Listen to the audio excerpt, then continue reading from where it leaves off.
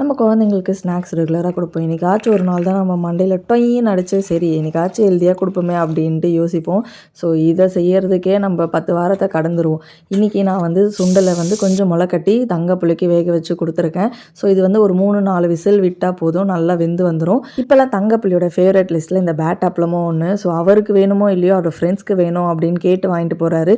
நம்ம கொள்ளு ரசம் வேக வச்ச தண்ணியில் வச்சோம் ஒரு தடவை, இன்னொரு தடவை வந்து நம்ம பவுட்ரு பண்ணி வச்சோம். இப்போ ரெண்டும் கலந்து வைக்க போகிறோம்.